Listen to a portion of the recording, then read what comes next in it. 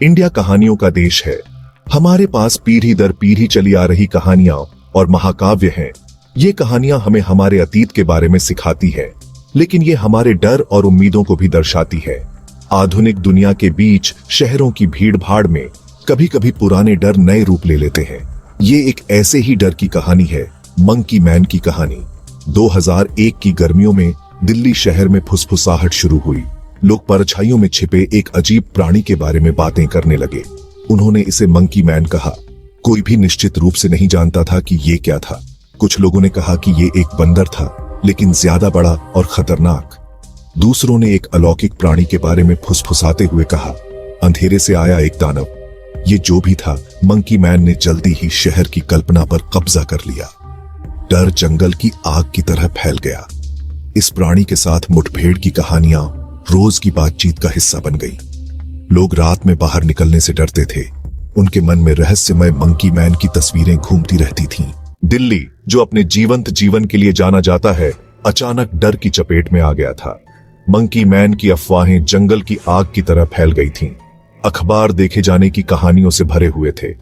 लोगों ने दावा किया कि उन्होंने मंकी मैन को छतों पर छलांग लगाते देखा है। पुलिस के पास फोन आ रहे थे। लोग देखे जाने की रिपोर्ट कर रहे थे। मंकी मैन को पकड़ने की हर कोशिश बेकार साबित हुई। प्रत्यक्षदर्शी के बयान अलग अलग थे, लेकिन कुछ विवरण एक जैसे ही थे। ज्यादातर ने मंकी मैन को लगभग 4 फीट लंबा, काले बालों से ढका हुआ प्राणी बताया। कुछ ने दावा किया कि इसकी आंखें लाल चमकती हैं और इसके धातु के पंजे हैं। शांति देवी नाम की एक महिला ने एक स्थानीय अखबार को अपने अनुभव के बारे में बताया। वह अपनी छत पर सो रही थी कि तभी उसे खरोंचने की आवाज आई। अपनी आंखें खोलने पर उसने कुछ ही फीट की दूरी पर एक काली आकृति को झुका हुआ देखा। उसने कहा कि इसका चेहरा बंदर जैसा था, लेकिन इसकी आंखें जलते अंगारों की तरह थीं। डरी हुई शांति देवी चिल्लाई और वो प्राणी रात के अंधेरे में भाग गया। एक और सामना होने की रिपोर्ट में राहुल नाम का एक युवा लड़का शामिल था। एक शाम अपने घर के बाहर खेलते समय उसने पास की दीवार पर एक अजीब सी आकृति को बैठा हुआ देखा।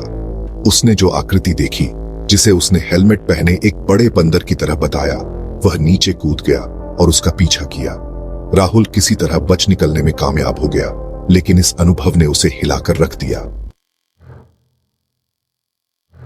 मंकी मैन के आतंक का शासन हालांकि अल्पकालिक था, लेकिन शहर पर एक अमिट छाप छोड़ गया। लोग अपनी छतों पर सोने से डरते थे, जो दिल्ली की भीषण गर्मी के दौरान एक आम बात थी। माता पिता अपने बच्चों को दिन में भी बाहर खेलने देने से हिचकिचाते थे।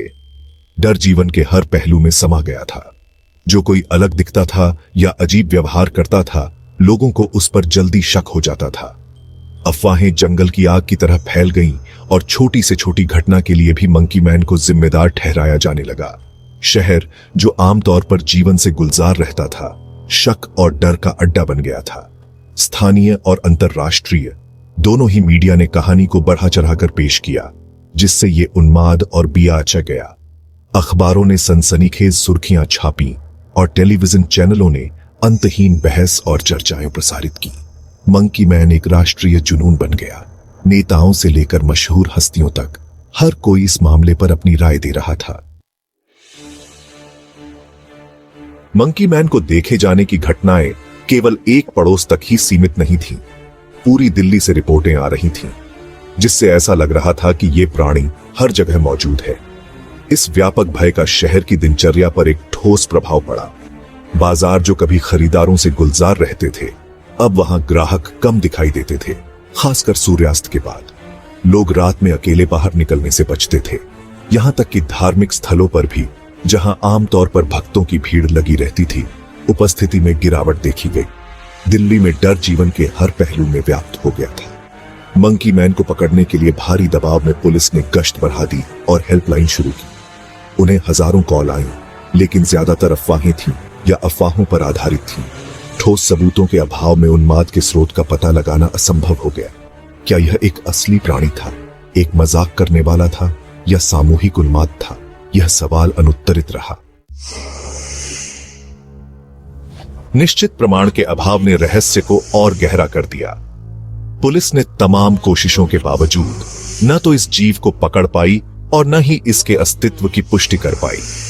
कुछ लोगों ने अनुमान लगाया कि मीडिया के प्रचार से प्रेरित होकर देखे जाने की ये घटनाएं मजाक से ज्यादा कुछ नहीं थी। दूसरों ने सुझाव दिया कि मंकी मैन एक गलत पहचाना गया जानवर था, शायद एक बड़ा बंदर या एक सिवेट बिल्ली।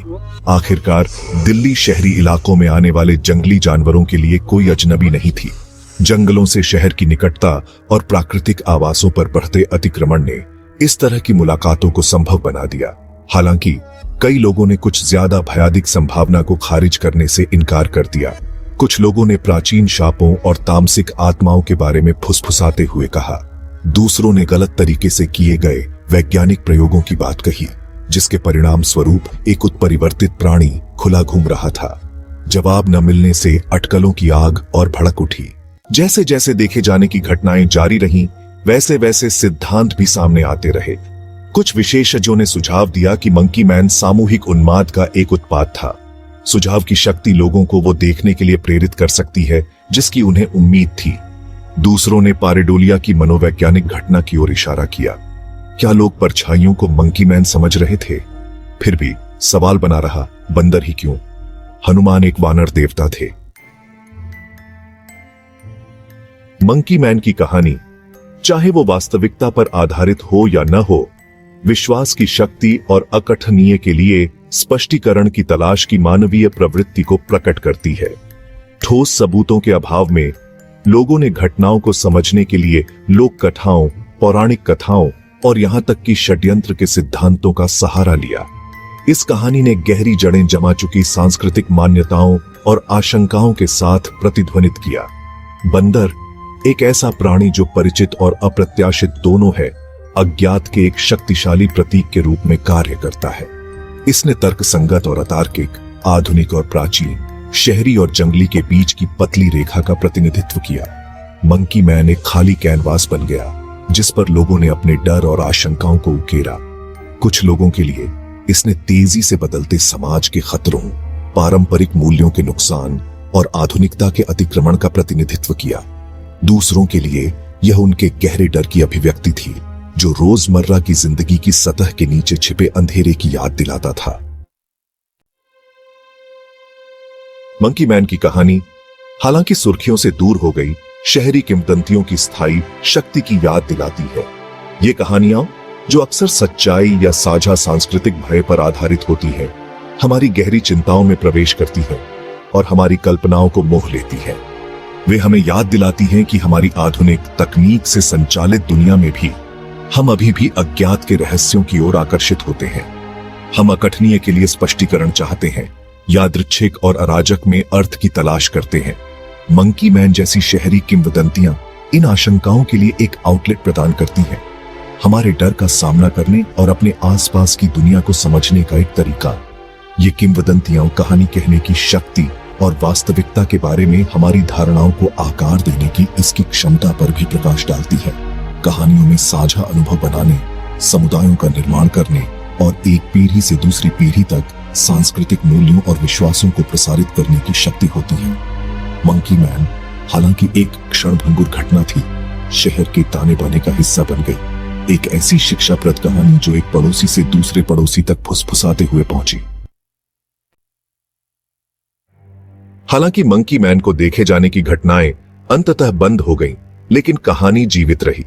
यह दिल्ली की लोक कथाओं का हिस्सा बन गई, एक ऐसी कहानी जिसे बार बार सुनाया और सुनाया जाता रहा। हर बार सुनाने पर इसे बढ़ा चढ़ाकर पेश किया गया। जीव जो कभी आतंक का स्रोत था, धीरे धीरे शहर के मिथकों और किंवदंतियों के समृद्ध ताने बाने में समा गया। मंकी मैन की कहानी सामूहिक विश्वास की शक्ति और अज्ञात के प्रति स्थायी मानवीय आकर्षण की याद दिलाती है। यह हमें याद दिलाती है कि भीड़ भाड़ वाले शहरों के बीचों बीच, कंक्रीट और स्टील के बीच में भी रहस्य और आश्चर्य के लिए अभी भी जगह है। हालांकि मंकी मैन डर, गलत पहचान या महज एक धोखा हो सकता है, लेकिन यह कहानी कल्पना को मोहना जारी रखती है।